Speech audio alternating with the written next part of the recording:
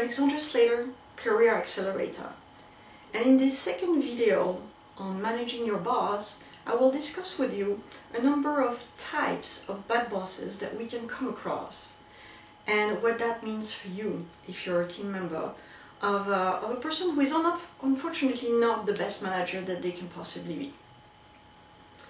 So I mentioned in the video last week that I have inventorized 14 types of bad bosses during my career.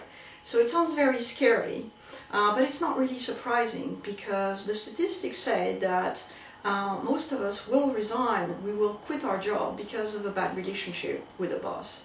So there are many bad managers out there. And in fact, it's not so surprising because management is a talent, and even if you are a natural at it, you still need to nurture it and you might benefit from guidance. When you're not a natural at management, then you need training.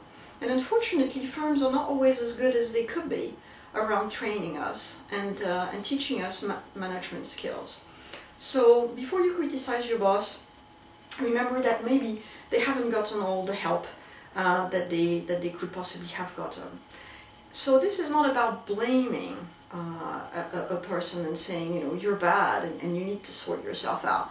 It's about understanding where the vulnerability points are for that person and engaging with them around a constructive approach to fix a relationship between the two of you, if indeed your manager is one of those bad bosses, so that you don't have to quit your job, you don't have to go to the headhunters, you don't have to leave your colleagues that you get along with, and you don't have to let go of a job where the content is interesting. It's better to sort the relationship with the boss if that's possible first. So let's look at the first two types of bosses. Now, one that I think many of you will know of, it's the control freak.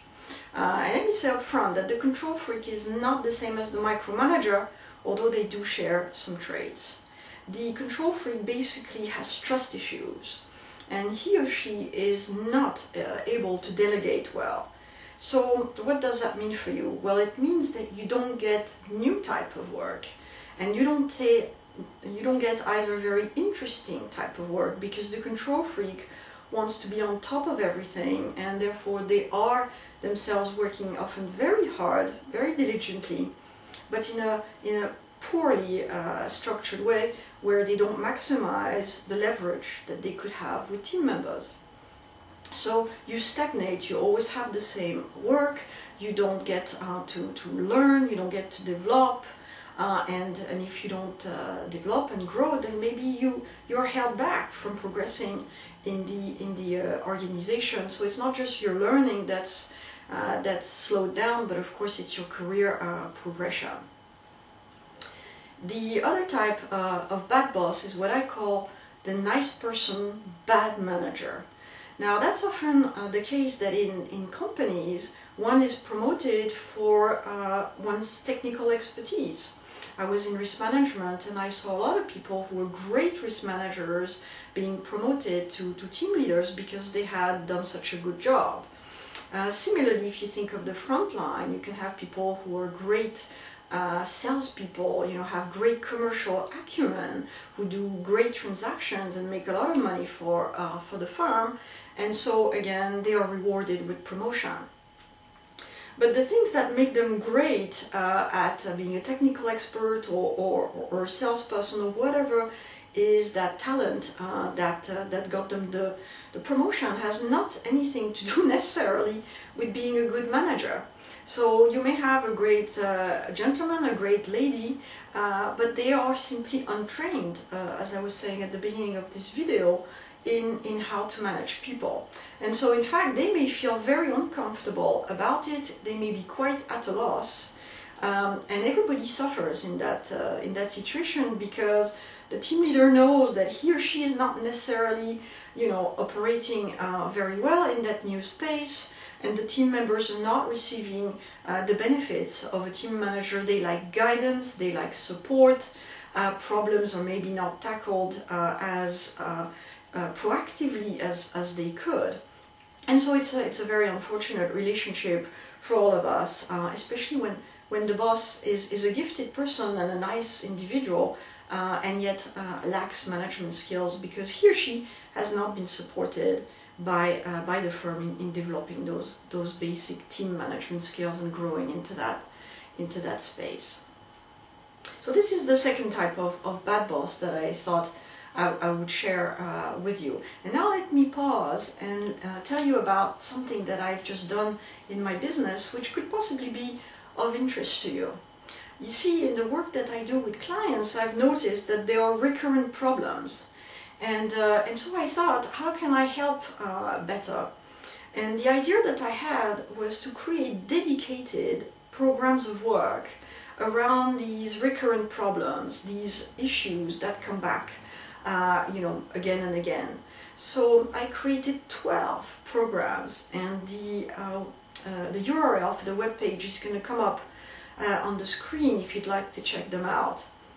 I've organized them in themes like changing jobs, getting a promotion, building relationships. So the boss model, for example, that I shared with you last time is part of the building relationships at work.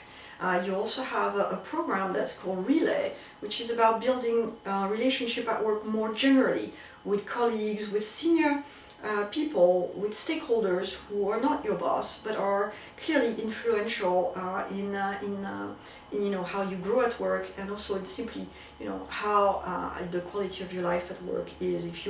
If you're constantly arguing with colleagues, clearly that's less optimal. There's something around feedback. There's a program on team management. So if you're taking on a new team, or simply because your team is fairly mature and you'd like to have a sense of where are the vulnerabilities as well as the strengths, so that you can even play better to them. There's a program on feedback, so that you polish your skills at giving constructive feedback. It is so challenging sometimes to give negative feedback to an underperformer, and yet you absolutely have to do that. But also receiving feedback, that's not always obvious. So there's a number of things like that, 12 in total around a range of issues. And so if you have something at work that you're a little bit uncomfortable about, maybe you'd like to see where I can help. And again, the URL is appearing, and it's very simply coachingforinspiration.com, career acceleration services / career acceleration programs. A lot of career acceleration in there, but this is what I do.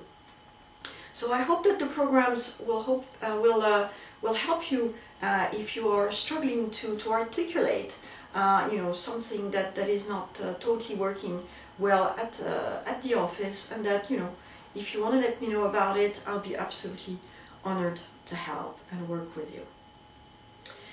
So anyway, let's conclude about our 4 types of bosses.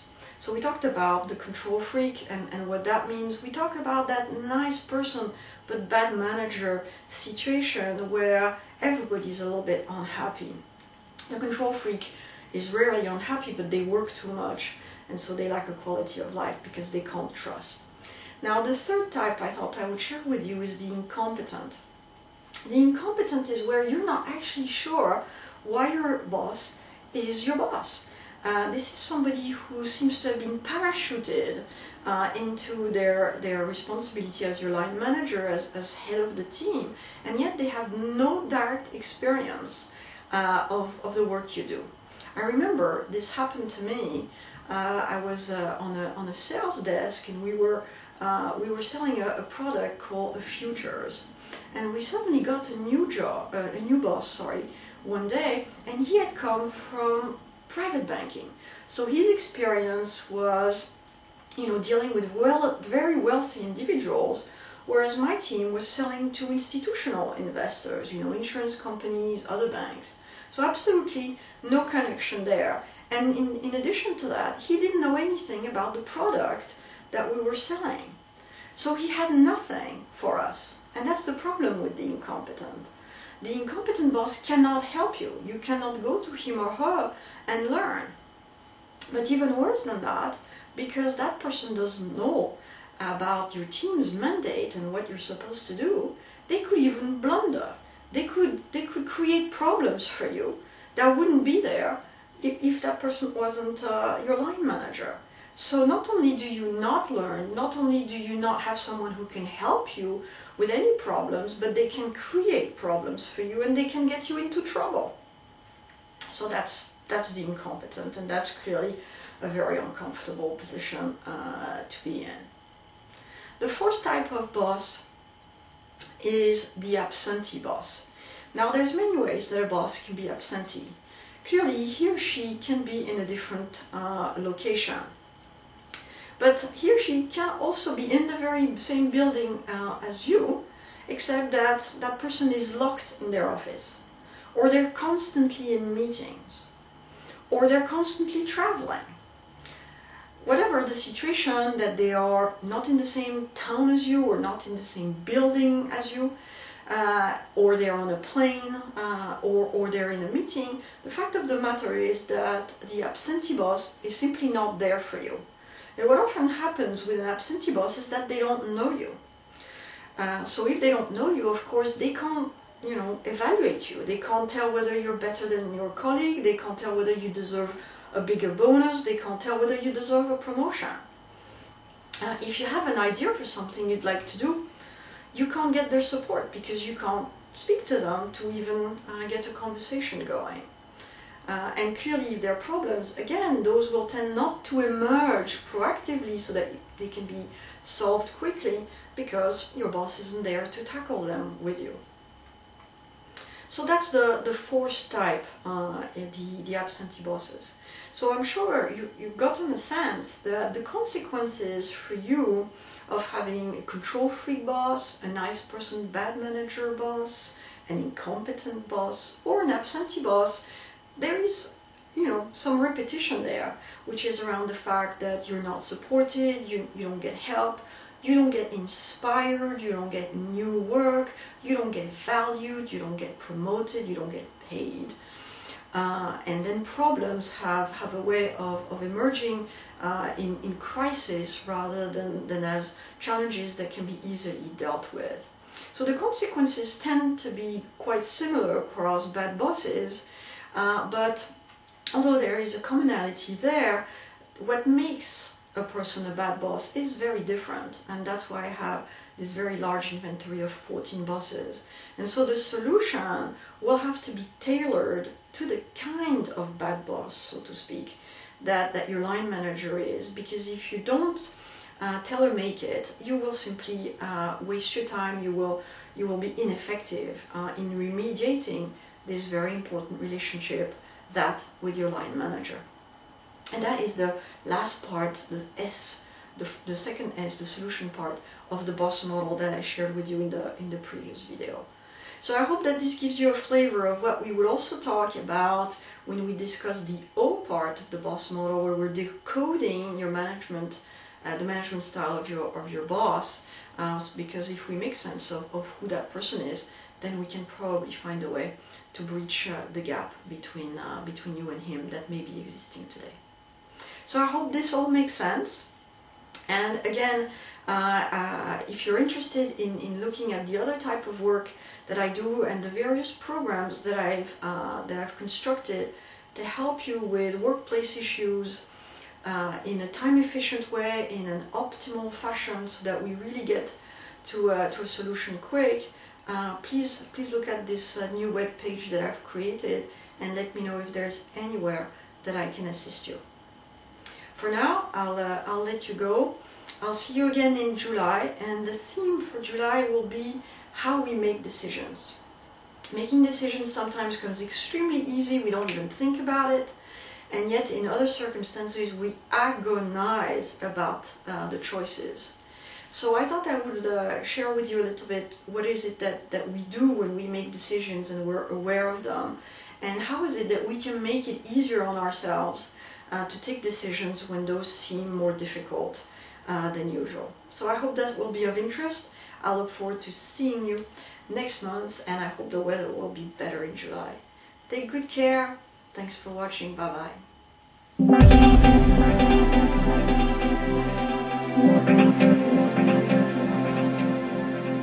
bye.